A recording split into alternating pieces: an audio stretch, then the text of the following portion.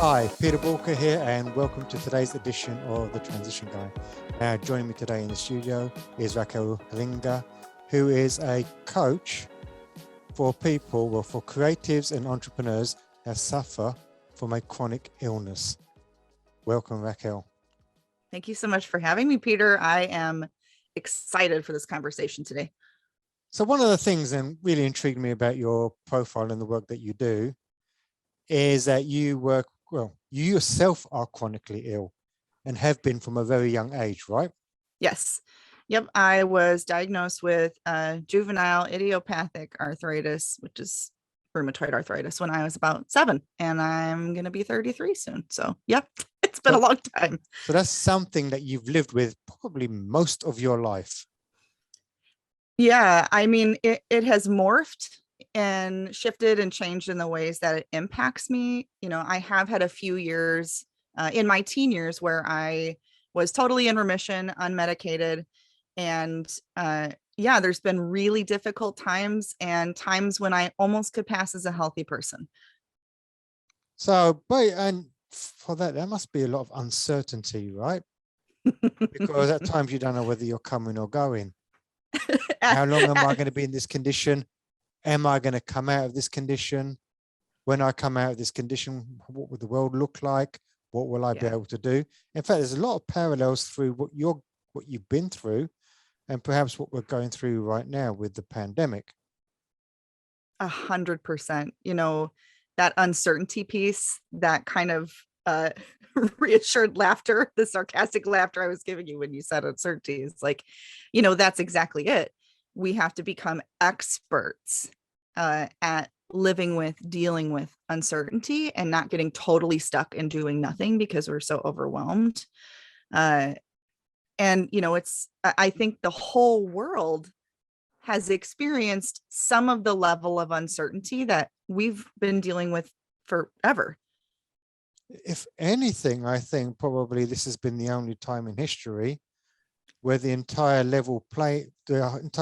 playing field has been leveled for the first time, where actually everyone has been literally in the same boat, where they've had lockdowns, remote working.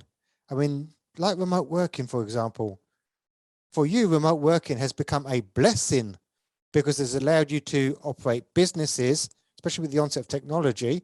It's allowed you to do stuff that perhaps 25 years ago, it would have been quite difficult for you to do being stuck at home, right?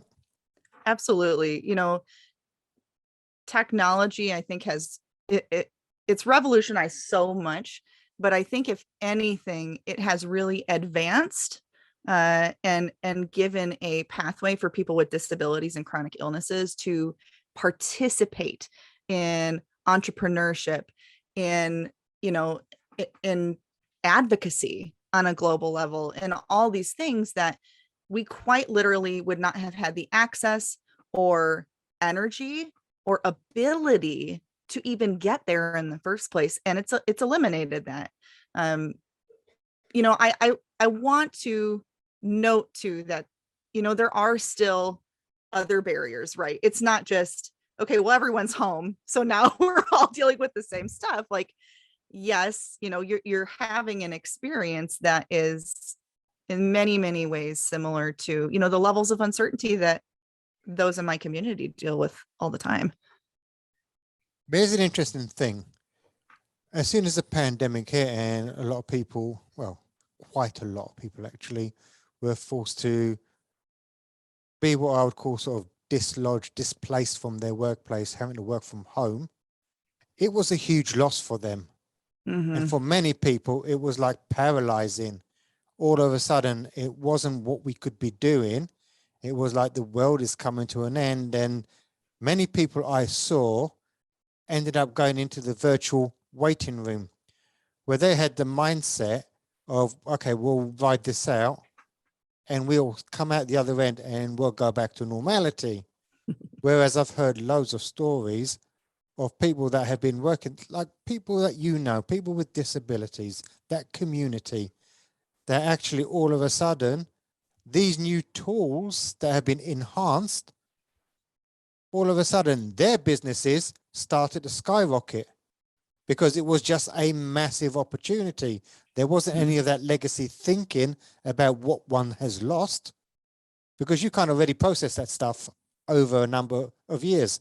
But instead, it was like the opportunity out there, the world is changing, let's jump on it. Yeah, I mean, the thing that you said about, we've been processing that for a long time, like, yeah, 100%. And all of us, not all of us, I won't speak for all of us, but, this mindset that, this is a huge loss, like, yes, acknowledge that loss and realize what an incredible opportunity this still is. I get it. I get the loneliness factor of working from home. I get that it's difficult to compartmentalize stuff. I, being a sole entrepreneur, like, I miss physical interaction with people too. But yeah, it's important, and the thing you said about those of us that are already working online in this community, mine included, had a huge uptick in 2020 because, I think prior to the pandemic, there was still a ton of social doubt about, is online entrepreneurship legitimate? Yep. Is it legit? Is it real? Is it all of these things it claims to be? And all of a sudden, everyone was at home and uncertain about their jobs or losing their jobs. And it was like everyone turned towards these internet communities that were already established to be like, what the hell do we do now? And yeah, it's that surfing the wave of uncertainty and change, because really for all of us, there is very little we can control in our lives comparatively to the things we can't. But when you are living in a pandemic, when you have a disability or chronic illness, that window gets even smaller. And so, those of us in my community and people who were healthy people sent home from COVID, you really have to become sort of a ninja of 1,000% focusing on that small window, because that's the only power you have. Now, for a lot of people, they don't even know what that window looks like. How do you help people that you work with focus on that window? One important part of this, which is not sexy, but I talk about all the time, is you have got to allow space for your feelings, for the grief, for the frustration, for the anger, for the good days, for the bad days, because, and becoming kind of a ninja, right? There's this concept that I'm pretty certain is from Buddhism, which is pain versus suffering. Right. And pain is the stuff that is happening to you, and the suffering is what we're doing to ourselves internally about it. Like how we're re-rehearsing and making ourselves more miserable. So acknowledging those feelings and letting all of them be okay helps us move more quickly through the suffering piece, so that, the pain takes so much away already. So we really get good at approving of all our feelings, allowing space for all of that to happen. And when it comes to, controlling that small window, as business owners, we have to get really, really good at focusing the majority of our energy on money making things. And people who don't have chronic illnesses, like, struggle at the beginning of business to do the important stuff, because sales is vulnerable. Like, making a website isn't hard. It's not right. Like, that's not emotionally difficult to do, but putting yourself out there can be a struggle for a lot of people. So it's that, but layered on is the fact that, like, we just don't have time to be messing around with any of that resistance, with any of that slowing down, with any of that fluff. Like, you have to go right for the most important stuff and stay there. And do you think perhaps because you've had to deal with the emotional stuff at an early stage, there is a degree of resilience now? Whereas what we've seen and what's been reported globally is they say that the pandemic itself has caused mental illness to go through the roof.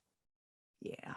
Is it really mental illness as such, or is it one's capacity to deal with the reality?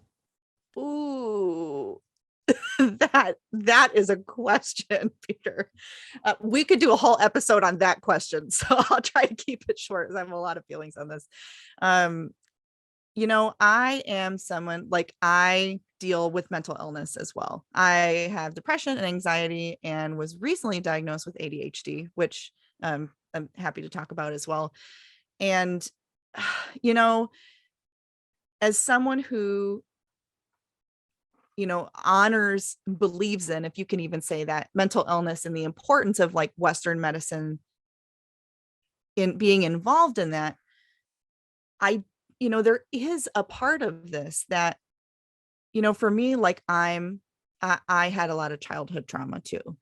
And when we're unwilling to feel things, not just unwilling, but unable, I think sometimes that can kind of solidify into depression. That fear can solidify into anxiety. And, I think this kind of global unwillingness to feel, that's just not something that I think any of us are taught well to do. I think any of us that are adults right now, anyways, you've got to open the floodgates, and it's going to be messy, but it's a necessary ingredient for resilience. You can't just go from, okay, this sucks, to like positivity, and I think there's a lot of like, you can do that, I think, in some circumstances, but if you're dealing with a pandemic, a chronic illness, a disability, you can't just go right to like, I'm going to change my mindset. Like, you've got to feel some shit. And through that, little by little, I think we can expand our capacities for difficulty, for, disruptive feelings, for massive uncertainty. But you've got to be willing to tango with the things that feel awful in your body. And that's interesting you say that. And I'd probably say, let's just go pre-pandemic here. Mm-hmm.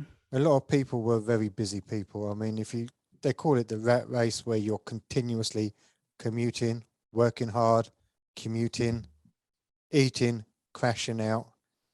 And I suppose a lot of bad stuff has happened during that period.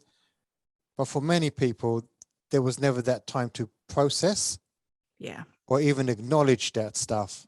Mm-hmm. I'm just wondering whether all of a sudden, when the world slowed down, in many respects, also in some places, kind of came to a grinding halt when people were locked down and not able to go, there was all the time in the world perhaps to think. And there was that huge overwhelm, and probably didn't know how to deal with it. It was like the floodgates had opened. And Yeah, that probably was the degree of paralysis with that as well. Yeah, I think that that's such a valid point. And, our culture isn't built for people to process feelings. The kind of sociologist in me always asks the question, like, who benefits, right? Who benefits when people don't have time to process or reflect enough on their lives to realize that they're, in the middle of their lives doing a job that they hate. They never get to see their family. I think all of that emotional stuff just was up because people had nothing else to do in some circumstances. And I think that was very much reflected. I swear I saw somewhere that in November alone, in the US, 4.5 million people resigned from their positions. Yeah, I mean, I think that the pandemic, I think, was a huge gift to kind of this global self-actualization, in the way that, people really had to consider if they were on the path that they really wanted to be on. And to realize that, I'm going to quote Jim Carrey here. He has this amazing commencement speech. I don't know if you've seen it, but I love it. And he says, I learned from my dad that you can fail at what you don't want. So you might as well take a chance on doing what you love. And, as someone with a chronic illness and disability, you know, this kind of idea that like 8 to 5 is secure, I think isn't real for a lot of us, because we know, you know, if our bodies aren't working appropriately, you know, we can lose our jobs, we can not be able to work. And this idea that like your job is so secure, I think is crap, because, you know, ultimately, like, I think the most secure thing you can do is build something that you made, and create, you know, your own wealth that's not tied to somebody else's ability to run a company. You know, I personally absolutely hate the idea that someone could just decide that I don't have a job anymore. And that's what happened to a lot of people. And I'm like, this is what I'm saying. Like, your jobs aren't secure. They're not any more secure than what I'm doing. If anything, they're less. So we're going to have people on today's episode that can relate a lot to what we've been talking about. What advice would you give them to move forward? And I want you to think about it from the point of view that the Omicron virus now is going absolutely ballistic. Yeah. It's a lot less dangerous than Delta on the face of it. So this could potentially be the first sign of the weakening of the virus. However, bearing in mind there's no guarantee that actually we're at the end of it, and people might be thinking this is the end game. What advice would you give them in terms of, okay, how do we move forward on this? I mean, you've got to realize that the life you knew before the pandemic is now outside of your bubble of things that you can control.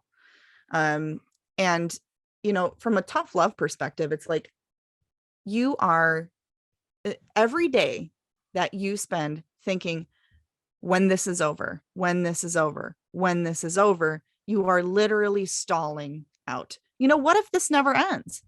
You know, that's a really big possibility. And, But that's so you know, true, because originally we were told 3 weeks. No, or three, then 3 months. Yeah, we'll be done in 3 weeks. We'll isolate and it'll be gone. And then it was 3 months. Yet we're now in the 3rd year. yeah. And a lot of people don't realize it's actually 3 years. It feels like 2020 never ended. It probably never, to be honest with you. we slipped into some kind of portal that's not good. But as you say, this probably is a very dangerous time for many. Yeah. Because as you say, if they're stalling again, Mm-hmm. and it's an artificial stall, how many of them have we experienced in 24 months? Absolutely. And you know, when it comes to that stalling out and that just telling yourself you're going back to normal, like, it's the same kind of denial that we have with chronic illness and disability, that can keep us stuck, you know. And maybe it does go back to normal, whatever that looks like, right? The question is this, and this is how I would ask it to my chronic illness clients. You know, if you are going to feel like you feel today for the rest of your life, how do you want to move forward?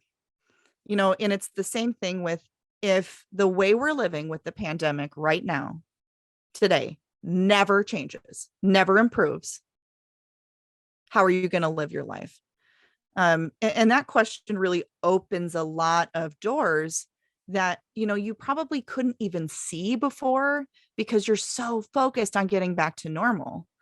You know, take your focus away from what's going to happen next to all the things I can't control, and turn it internal to, if this never improves or gets worse, what kind of life do I want to build? What options do I have? What can I do? And you can't ask those questions until you let go of the stuff that you have no influence on. COVID being a huge one of those. And that's a really good, sort of pointer to have, because I do think that whether it's entrepreneurs, whether it's employees or whoever, there is a huge, what I would call out there, waiting room syndrome. Your face is frozen, and I heard a little bit of talking. Okay, I'm not sure what's happened there. I mean, I can Okay, hear you fine. Okay, I've got you back. So that'd be I another think we're thing for, good. I think that'd be something for David just to check on the edit. But no, all I'm going to say to that is I think that there's a lot of people out there, whether they're employees or entrepreneurs, that run the risk of getting in that waiting room and not looking at moving forward and actually saying this is the new way forward and actually cultivating it and moving forward. I mean, absolutely. And it's like COVID is just a giant invitation for us to, I think, focus on the stuff that we can control. Because literally focusing on anything else is a waste of your human energy. You're not Absolutely. going to, and it's not that we can't acknowledge it. It's not that we don't have to know what's going on. We do. But,